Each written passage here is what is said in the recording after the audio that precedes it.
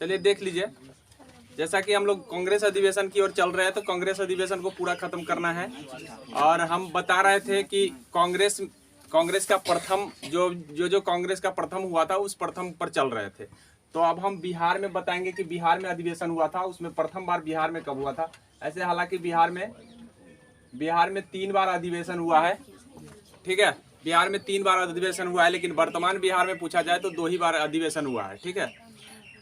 वर्तमान बिहार, और बिहार से मतलब ये हुआ कि जिस समय बिहार झारखंड एक था, तो उस समय को मिलाकर के हम 3 बार काउंट करते हैं, ठीक है। और ऐसे हम 2 बार रामगढ़ में हुआ था, तो रामगढ़ झारखंड में चला गया, तो इसीलिए वर्तमान बिहार में 2 ही बार अधिवेशन कांग्रेस के हुए हैं। प्रथम बार बिहार में कांग्रेस का अधिवेशन जो है 1912 में हुआ है। 1912 में प्रथम बार कांग्रेस अधिवेशन जो हुआ है 1912 में हुआ है, और वो बांकीपुर में हुआ है। कहाँ हुआ है? बांकीपुर में हुआ है। तो ये ध्यान रखेंगे, ये पूछा गया है कि बिहार में प्रथम बार अधिवेशन कहाँ हुआ था और कब हुआ था, और उसकी अध्यक्षता कौन करे थे। तो आर.एन. माधोलकर किए थे, उसकी अध्यक्षता आर.एन. माधोलकर। ये कई बार पूछा गया है, क्योंकि ये बिहार में है, और बिहार के जब आप एग्जाम देने जाएंगे तो 100% है कि कांग्रेस अधिवेशन से अगर पूछना होगा तो ये पूछे जाते हैं कि बिहार में पहली बार कब हुआ था, या 28वां अधिवेशन कब हुआ था। ये भी कभी कभी पूछ दिया जाता है कि 28वां अधिवेशन। तो बिहार में तो अधिवेशन 3 हुए हैं, हालांकि वर्तमान बिहार अगर रहेगा क्वेश्चन में तो उस समय 2 ही होते हैं, ठीक है। बिहार में 2 ही काउंट किया जाता है वर्तमान बिहार के लेकर, लेकिन सीधे बिहार का रहेगा कि बिहार में कितनी बार अधिवेशन कांग्रेस का हुआ है। तो बिहार में कांग्रेस का अधिवेशन 3 बार हुआ है। अगर वर्तमान नहीं जोड़ा रहेगा तो, अब वर्तमान जोड़ देगा तो 2 ही बार होगा। एक बार 28वां हुआ था, एक बार 38वां हुआ था। तो 28वां जब हुआ था तो उस समय बांकीपुर में हुआ था, और बांकीपुर में अध्यक्षता करे थे आर.एन. माधोलकर। वही फिर उस 10 साल के बाद 1922 आया। 1922 में भी बिहार में अधिवेशन हुआ। तो 28वां से आप उसके बाद आप पता लगा सकते हैं कि कौन सा होगा, 38वां होगा। कौन सा होगा? 38वां। और 38वां में अध्यक्ष कौन बने थे? तो 38वां में अध्यक्ष बने थे आपका सी.आर. दास, अर्थात चित्तरंजन दास। सी.आर. दास बने थे। और ये कहाँ हुआ था? तो ये गया में हुआ था। ये गया में हुआ था। कहाँ हुआ था? गया में। तो 2 जगह आपको ध्यान रखना है, एक बांकीपुर का और एक गया का। ऐसे तीसरा भी हुआ था जब झारखंड के साथ हुआ था, तो रामगढ़ में हुआ था। तो वो हुआ था 1940 में। वो हुआ था 1940 में। तो यहाँ अध्यक्षता कौन करे थे? तो अबुल कलाम आजाद करे थे, ठीक है। अब्दुल कलाम अलग होता है, अबुल कलाम आजाद अलग होता है, ठीक है। वो दोनों अलग अलग व्यक्ति हैं, याद रखेंगे, क्योंकि ये अब्दुल कलाम आजाद तो ये हमारे प्राइम मिनिस्टर रहे हैं, ठीक है। तो ये रामपुर में हुआ था, झारखंड में पड़ गया है, इसीलिए हम वर्तमान बिहार में इसको काउंट नहीं करते हैं। अब प्रथम की बात आया तो प्रथम बार 1912 में हुआ। बस हम प्रथम के लेकर चर्चा कर रहे थे, ये सारी चीज हमने आपको बता दिया। अब हम आपको बताएंगे कि एनी बेसेंट का नाम आता है प्रथम में। Annie Besant. अब एनी बेसेंट का नाम क्यों आ रहा है? तो एनी बेसेंट वो प्रथम महिला है जो कांग्रेस की अध्यक्षता करी थी। मतलब पहली बार अगर कोई महिला अध्यक्षता करी थी तो वो एनी बेसेंट है। और एनी बेसेंट जो है ना, अपने यहाँ का नहीं है, वो आयरलैंड का थी। आयरलैंड।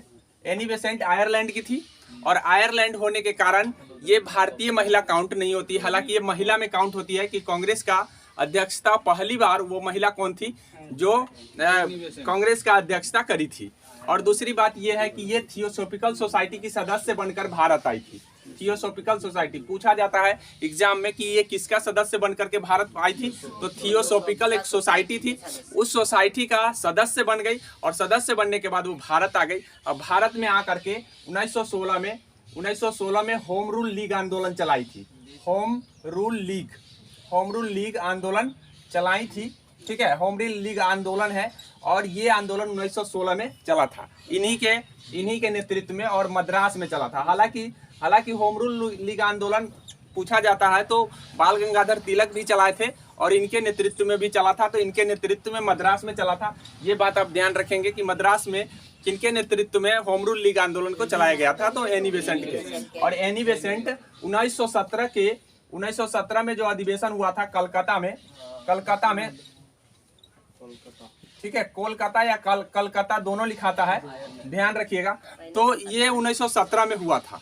1917 में कलकत्ता अधिवेशन में ये प्रथम महिला थी कि कांग्रेस का अध्यक्ष बनी। तो एनी बेसेंट के बारे में इतना पूछा जाता है एग्जाम में, एक बार मैं फिर से आपको रिपीट करा दूं। ये पूछा जाता है कि वो महिला कौन है जो पहली बार कांग्रेस अधिवेशन में अध्यक्षता करी। तो एनी बेसेंट किसका सदस्य बनकर भारत आई थी?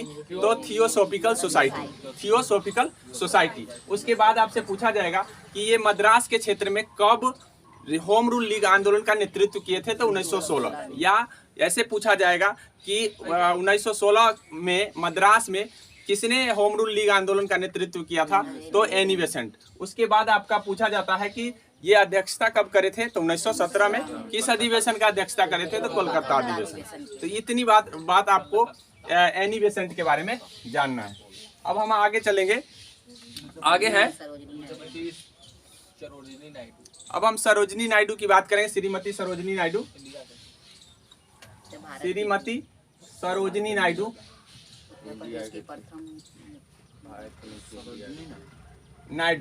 अब श्रीमती सरोजिनी नायडू और एनी बेसेंट में कभी कभी बच्चे को काफी कंफ्यूज होता है। यहाँ भी पूछा जाता है कि भारत की प्रथम भारतीय महिला कौन थी जो कांग्रेस का अधिवेशन की अध्यक्षता करी थी। बस इसमें थोड़ा सा जुटा हुआ है नया चीज, भारतीय। नहीं तो आपको सिर्फ भारतीय नहीं लगा रहेगा तो उसका आंसर एनी बेसेंट हो जाता है। लेकिन अगर जैसे ही पूछ दिया जाता है कि भारत की प्रथम महिला कौन थी, जो भारतीय महिला कौन थी जो कांग्रेस के अधिवेशन की अध्यक्षता करी थी, तो वो है एनी बेसेंट। एनी बेसेंट 1925 के अधिवेशन की अध्यक्षता करी थी। एनी बेसेंट सरोजिनी नायडू 1925 में कांग्रेस अधिवेशन का अध्यक्षता कानपुर में हुआ था और कानपुर की अध्यक्षता सरोजिनी नायडू ने की थी। ठीक है, एनी बेसेंट आपका कोलकाता 1917 और पूरे अगर बात करें हम पूरे कांग्रेस अधिवेशन में, तो पूरे कांग्रेस अधिवेशन में मात्र 3 महिला है। एक आपका 17 में है, एक आपका 17 8 जोड़ देते हैं तो 25 में है, 25 में आप फिर 8 जोड़ देते हैं तो 33 में। याद रखिए 8 जोड़कर हमको डेट याद रखना। अगर डेट नहीं याद रहता है तो एक का डेट याद रहेगा तो हम सबका डेट याद कर सकते हैं। एक 1917 का है, एक 1925 का है और एक 1933। 8 जोड़ करके हमको याद रखना पड़ता है। तो हम एक बार अगर हमको एक डेट याद हो गया है तो हम सारे डेट का याद कर लेंगे। यहाँ पे कानपुर अधिवेशन में सरोजिनी नायडू अध्यक्षता करते हैं और करती हैं, याद रखेंगे। ये 1925 का कानपुर अधिवेशन था। तो पूछा जाता है इनसे जो भारतीय महिला कौन थी जो कांग्रेस के अधिवेशन की अध्यक्षता करी? तो सरोजिनी नायडू। उसके बाद है किस अधिवेशन की अध्यक्षता करी? तो कानपुर अधिवेशन। कब करी? तो 1925 में। और डेट आप एक याद रखेंगे तो सब याद रखेंगे। 3 महिला है टोटल कांग्रेस के काल में 3 ही महिला अध्यक्ष बनी। एक का नाम है आपका एनी बेसेंट, दूसरे का नाम है सरोजिनी नायडू और तीसरे का नाम है नलिनी सेन गुप्ता। तो हम आगे चलेंगे तो उनका भी चर्चा करेंगे, लेकिन आपको इतना ही बात आपको सरोजिनी नायडू से याद रखना है। बातें नहीं करें तो अच्छा रहेगा। ठीक है, आगे हम आपको बताएंगे कांग्रेस का प्रथम फूट, अर्थात हम कांग्रेस में प्रथम चल रहे हैं तो प्रथम फूट पड़ गया था, अर्थात कांग्रेस 2 भाग में बट गए थे। प्रथम फूट की चर्चा करेंगे। फूट का मतलब होता है कई भागों में बंटना। तो यानी कहने का मतलब है कि कांग्रेस जब 1907 में सूरत अधिवेशन हो रहा था। कौन सा अधिवेशन? सूरत में अधिवेशन हो रहा था। सूरत गुजरात में पड़ता है, तो वहां पे अधिवेशन हो रहा था। तो उस अधिवेशन में लोगों के जो मत थे 2 मत बन गए अध्यक्ष के लेकर के। कुछ लोगों का मानना था कि लाल बाल पाल में से अध्यक्ष बने और कुछ लोगों का मानना था कि रास बिहारी घोष बने। अब यहाँ पे कंफ्यूजन हो सकता है रास बिहारी बोस और रास बिहारी घोष के लेकर। याद रखेंगे रास बिहारी बोस अलग है और रास बिहारी घोष अलग है। तो कुछ लोगों का कहना था कि रास बिहारी घोष बने अध्यक्ष, कुछ लोगों का कहना था कि रास बिहारी घोष नहीं बल्कि लाल बाल पाल में से कोई को बनाया जाए। ऐसी परिस्थिति में दो मत हो गए और 2 मत होने के कारण प्रथम बार 1907 के सूरत अधिवेशन में कांग्रेस के 2 भाग हो गए। एक नरम दल और एक गरम दल बन गया। नरम दल और गरम दल। अब नरम दल और गरम दल में से किसकी अध्यक्षता हुई? तो नरम दल की अध्यक्षता हुई रास बिहारी घोष ने अध्यक्षता करी 1907 के अधिवेशन का। 1907 के अधिवेशन में आखिरकार लास्ट में अध्यक्षता इन्हीं का हुआ है, नरम दल रास बिहारी घोष ने करे हैं। तो ये ध्यान रखेंगे।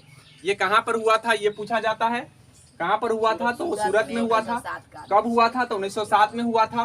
प्रथम बार फूट कब पड़ा था तो प्रथम बार 1907 में कांग्रेस के सूरत अधिवेशन में ये फूट पड़ा था। या किस अधिवेशन में फूट पड़ा था प्रथम बार तो, लेकिन दूसरा फूट भी पड़ गया कांग्रेस में 1918 में। 1918 में आपका दूसरा फूट पड़ जाता है। वहां पर क्यों फूट पड़ा तो वहां पे फूट मॉन्टेग्यू जेम्सफोर्ड सुधार आया था 1919 में। मॉन्टेग्यू जेम्सफोर्ड सुधार बना था, जिसमें उसमें कुछ सुधार लाने के लेकर के 1919 में आने वाला था। तो इसके लेकर के दो मत थे। कुछ लोगों का कहना था कि नहीं सही है, कुछ लोगों का कहना था कि नहीं ये सुधार बिल्कुल गलत है। ऐसे में दो मत हो गए और दो मत होने के कारण फिर से कांग्रेस में यहाँ पे फूट पड़ गई। तो याद रखेंगे कि दो बार फूट पड़ा था। एक बार आपको पड़ गया था 1907 में और दूसरी बार आपका 1918 में। यहाँ पर जो अधिवेशन हुआ था ये बम्बई में हुआ था, बम्बई में हुआ था। याद रखेंगे कि ये बम्बई में, और इसकी अध्यक्षता करे थे हसन इमाम। याद रखेंगे हसन इमाम नाम का व्यक्ति था जिसने अध्यक्षता करी थी। तो ये पूछा जाता है कि कांग्रेस के कौन से अधिवेशन में कांग्रेस की दूसरी बार फूट पड़ गई तो कांग्रेस के 1918 के बम्बई अधिवेशन, जिसकी अध्यक्षता हसन इमाम ने की थी। तो कांग्रेस फूट से आप इस बातों को याद रखें। हालांकि कांग्रेस का फूट आगे कई बार होता चला गया। जनरली अगर वर्तमान में हम देखें तो जो बीजेपी है वो भी कांग्रेस से फूट के ही निकली है। तो कांग्रेस का फूट कई बार हुआ है, लेकिन जनरली अगर दो फूट आपको याद रखेंगे एग्जाम के दृष्टि से काफी महत्वपूर्ण होता है। 1907 का सूरत फूट और 1918 का बम्बई फूट।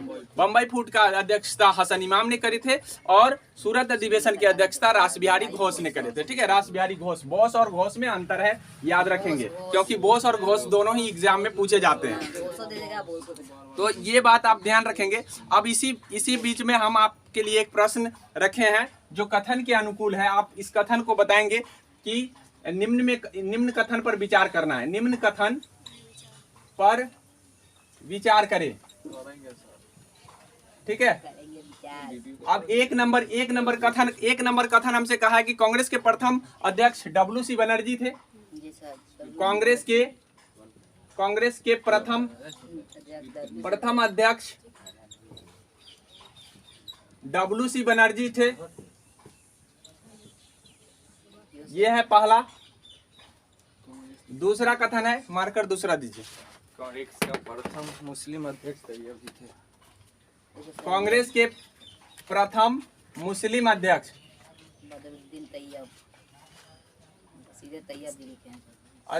तैयब जी थे। तैयब यानी बदरुद्दीन तैयब जी। चलिए, और तीसरा है आपका कांग्रेस के प्रथम पारसी। हाँ, कांग्रेस के प्रथम पारसी अध्यक्ष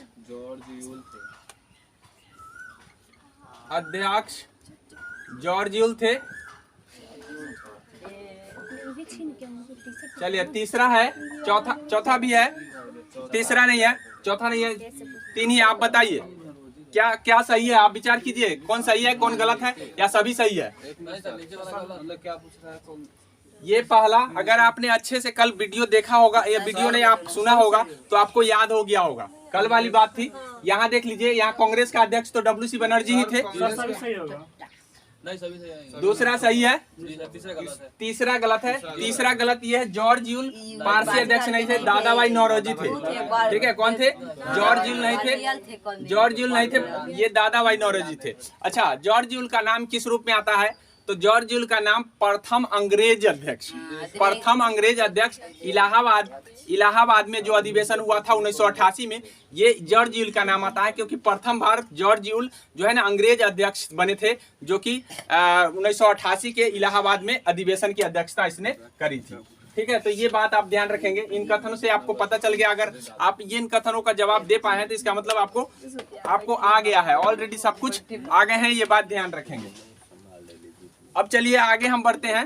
अगला क्वेश्चन है आपका कि कांग्रेस के मंच से संबोधित करने वाली महिला का नाम बताना है।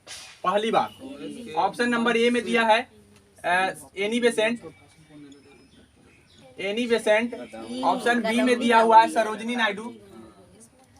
सर ये सी हो कादम्बरी गांगुली। हाँ और सी में है आपका कादम्बरी गांगुली। भाषण दी थी प्रथम महिला मंच पर से। 80 नंबर कादम्बरी गांगुली प्रथम और डी में नॉन दिया हुआ है। बताइए क्या होगा। तो अब यह हमारी बात सुन लेंगे, अभी बात टॉक नहीं करेंगे तो अच्छा रहेगा। हम आपको बता दें कि एनी बेसेंट जो है ना, एनी बेसेंट संबोधित मतलब कांग्रेस के मंच से संबोधित करने वाली महिला नहीं है, वो अध्यक्ष प्रथम बार बनी थी, ठीक है। और सरोजिनी नायडू भारतीय अध्यक्ष बनी थी और कादम्बरी गांगुली ही प्रथम महिला है जिसने कांग्रेस के मंच से भाषण दी थी। तो मंच से भाषण देना, संबोधित करना, वही बात हुआ, ठीक है। तो ये सी होगा आंसर। क्या कौन होगा? सी। आगे समझ में कौन सा होगा? कादम्बिनी कौन थी सर? कादम्बिनी गांगुली, ठीक है। कादम्बरी है सर, कादम्बरी। कादम्बिनी गांगुली होगा। कादम्बरी अगर लिखा गया होगा नोट में तो सुधार लीजिए, कादम्बिनी गांगुली होता है, ठीक है। चलिए ठीक है, अब समझ में आ गया होगा आपको कि हमको आ रहा है या नहीं आ रहा है। अगर ये सारे चीज अगर क्या नीचे क्वेश्चन है कांग्रेस के कांग्रेस के 1893 में, 1 मिनट, कादम्बिनी गांगुली प्रथम बार अध्यक्षता किस अधिवेशन, जब 1990 में 1890 में जब अध्यक्ष बने थे फिरोज शाह मेहता, तो उसमें वो संबोधित की थी, ठीक है। 1890 कल ही बताए थे। एक बार आप वीडियो देख लीजिएगा तो क्लियर हो जाएगा। ऐसे सारा डेट तो क्लियर एक बार में नहीं होता है, 2-3 बार में हो जाएंगे, ठीक है। अगला क्वेश्चन है आपका कि कांग्रेस से प्रथम फूट कब पड़ा था? तो कांग्रेस से प्रथम फूट अभी हम बताए हैं 1907 में। कौन सा है? कांग्रेस से प्रथम फूट 1907 में, ये ध्यान रखेंगे। अब हम आप कांग्रेस अधिवेशन की ओर बढ़ेंगे। अब हम रियली जो हम पढ़ाने आपके चले हैं उसकी ओर अब हम आगे बढ़ रहे हैं, क्योंकि कांग्रेस अधिवेशन ही हमारा मेन लक्ष्य था पढ़ना। और ये तो कांग्रेस में प्रथम क्या क्या थे ये चीज मैंने बता दिया है, जिससे क्वेश्चन बार बार पूछे गए हैं। अब हम कांग्रेस अधिवेशन, पहली बार कांग्रेस अधिवेशन आपको पता है, प्रथम अधिवेशन कहाँ हुआ था? बम्बई में। अब ये होने वाला कहाँ था, कोई बता सकते हो? होने वाला ये पुणे में था, लेकिन प्लेग फैलने के कारण पुणे में नहीं हुआ, ठीक है। तो प्रथम कहाँ हुआ? मुंबई में। WC बनर्जी यहाँ के अध्यक्ष बने, बनर्जी, ठीक है, भूमेश चंद्र बनर्जी। यहाँ पे टोटल कितने अध्यक्ष कितने सदस्य भाग लिए? तो टोटल 72 सदस्य भाग लिए। कुल कितने 9 प्रस्ताव पारित हुए। तो ये सारी बात आपको प्रथम अधिवेशन से याद रखना है। अब हम दूसरी अधिवेशन की बात करेंगे, द्वितीय अधिवेशन आपका होता है कलकत्ता में। कलकत्ता, इसके अध्यक्ष दादा भाई नौरोजी थे। और दादा भाई नौरोजी के हमको इसलिए याद रखना है कि ये प्रथम पारसी अध्यक्ष बने थे। प्रथम बार पारसी अध्यक्ष या गैर हिंदू कहिए, गैर हिंदू अध्यक्ष बनने वाले व्यक्ति दादा भाई नौरोजी, ठीक है। और कहाँ पर हुआ था? कोलकाता में। और कब हुआ था? तो 86 में ना होगा, 86 में ना होगा, 85 के बाद 86। प्रथम अधिवेशन 85 में, दूसरा अधिवेशन 86 में और तीसरा अधिवेशन 87 में। तो तीसरी अधिवेशन जब 1887 में हुआ तो 1887 के अधिवेशन की अध्यक्षता तैयब जी की है, ठीक है। तैयब जी प्रथम मुस्लिम अध्यक्ष के रूप में किए हैं। प्रथम मुस्लिम अध्यक्ष के रूप में तैयब जी का है, अर्थात बदरुद्दीन तैयब, ठीक है। कौन है?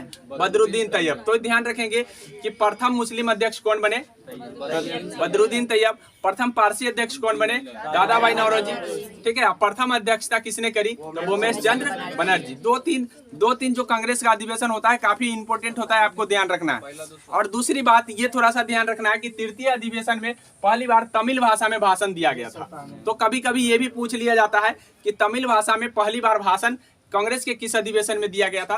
तो कांग्रेस के तृतीय अधिवेशन जिसकी अध्यक्षता बदरुद्दीन तैयब जी किए थे, ठीक है। अब हम चतुर्थ अधिवेशन की बात करेंगे। तो चतुर्थ अधिवेशन जो हुआ था 1988, चौथा 1988 में होगा, 1888 किस में होगा? 1888। और 1888 में जो हुआ था वो इलाहाबाद में हुआ था। अभी हम चर्चा किए थे कि प्रथम अंग्रेज अध्यक्ष, ठीक है, प्रथम अंग्रेज अध्यक्ष जॉर्ज यूल किया था।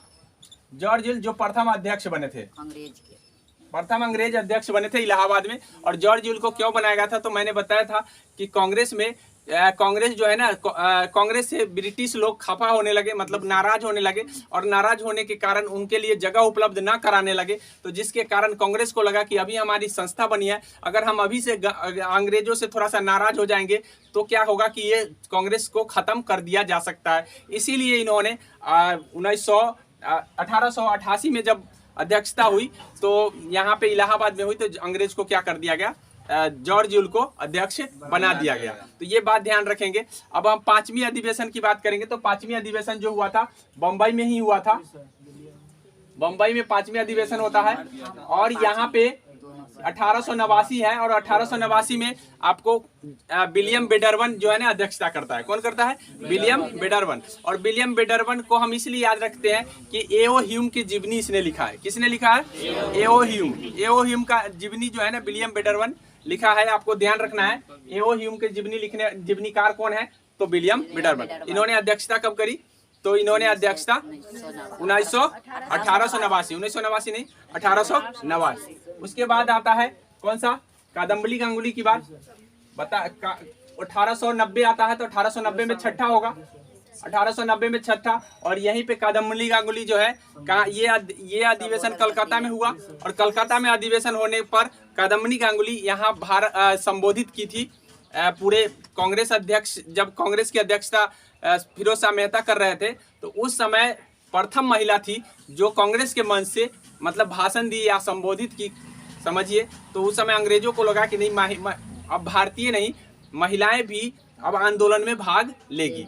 ये बहुत एक गर्व की बात है कि एक महिला पहली बार जो है ना कांग्रेस के अधिवेशन में जा करके और भाषण दी। तो भाषण देने से क्या हुआ कि कांग्रेस के मन में थोड़ा सा डर पैदा हुआ, क्योंकि उनको लगा कि नहीं, अब सिर्फ पुरुष ही नहीं हमसे खफा है, हमसे महिलाएं भी खफा है, और इसीलिए महिला आगे बढ़ चढ़ के भाग ले रही है। और ये हमारे लिए गर्व की बात थी कि प्रथम महिला थी जिन्होंने जाकर के बोली, क्योंकि पहले उस समय क्या क्या कंडीशन महिलाओं को रहा था आप समझ सकते हैं। और उस परिस्थिति में कोई महिला अगर भाषण देती है तो कितनी गर्व की बात होगी, ये ध्यान रखेंगे।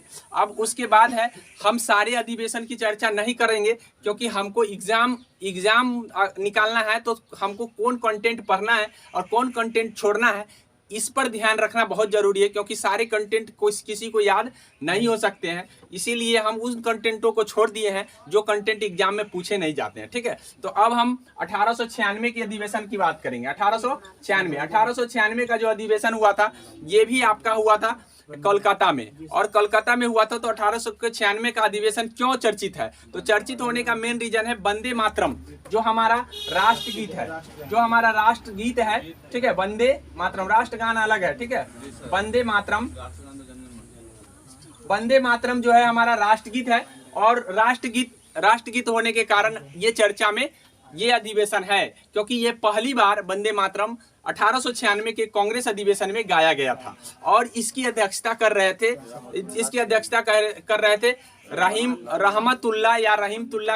रहमतुल्लाह सयानी। कौन कर रहे थे? रहमतुल्लाह सयानी जो है ना इसकी अध्यक्षता कर रहे थे। तो ये पूछा जाता है कि रहमतुल्लाह सयानी जो है ना किस अधिवेशन की अध्यक्षता करे थे, तो 1896 के कलकत्ता अधिवेशन की। या प्रथम बार वंदे मातरम किस अधिवेशन में गाया गया, तो 1896 के कांग्रेस अधिवेशन में प्रथम बार वंदे मातरम को गाया गया। और वंदे मातरम से ये भी क्वेश्चन पूछ लिए जाते हैं कि इसकी रचना किसने की, तो बंकिम चंद्र चटर्जी। ये कहाँ से लिया गया है, तो ये लिया गया है आनंद मठ से। आनंद मठ रचना है बंकिम चंद्र चटर्जी का, वहीं से वंदे मातरम गीत को लिया गया और पहली बार कांग्रेस के अधिवेशन में गाया गया। तो ये बात आप ध्यान रखेंगे कि कांग्रेस के अधिवेशन में पहली बार वंदे मातरम को कब गाया गया, तो 1896 के अधिवेशन।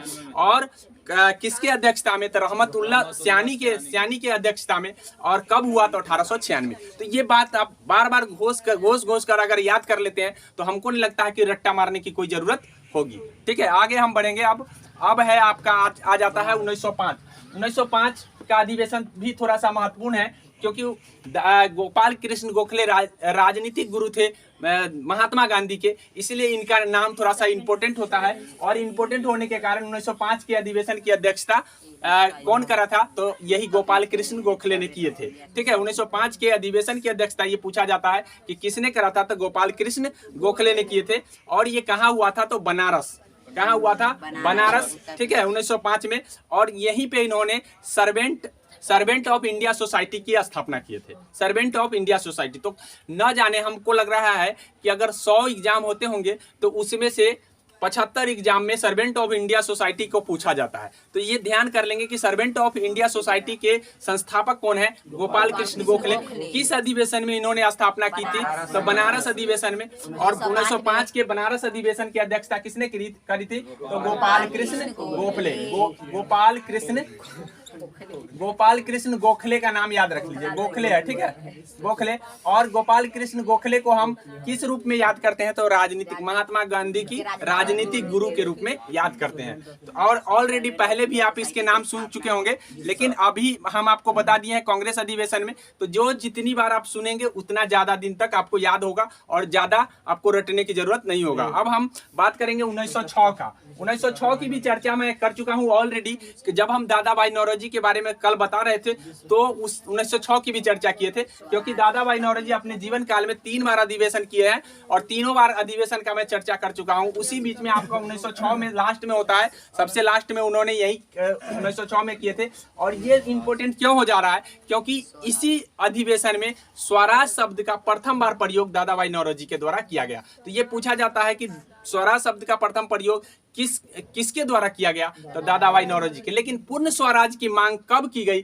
तो ये हो जाता है आपका लाहौर अधिवेशन, 1929 के लाहौर अधिवेशन हो जाता है, ठीक है। जब पूर्ण स्वराज की मांग कब की गई? तो लाहौर अधिवेशन। इसकी अध्यक्षता कौन करे? तो जवाहरलाल नेहरू। लेकिन जैसे ही ये पूछ दिया जाता है कि स्वराज शब्द का प्रयोग किसके द्वारा किया गया? तो दादा भाई नौरोजी। किस अधिवेशन में किया गया? तो 1906 के कलकत्ता अधिवेशन में। 1906 के कलकत्ता अधिवेशन में। तो ये दोनों हमको कंफ्यूज कर सकता है, स्वराज शब्द और पूर्ण स्वराज की मांग, ये अलग अलग चीज है। ये ध्यान रखेंगे कि पूर्ण स्वराज का लक्ष्य कब तय किया गया? तो 1929 के लाहौर अधिवेशन। किसके द्वारा किया गया अध्यक्षता? तो जवाहरलाल नेहरू। लेकिन यहाँ पे अध्यक्षता कौन करे हैं? यहाँ पे दादा भाई नौरोजी। ये बात ध्यान रखेंगे। तो इन बातों को ध्यान में रखेंगे 1906 के अधिवेशन को। अब हम 1906 से अगले दिन बताएंगे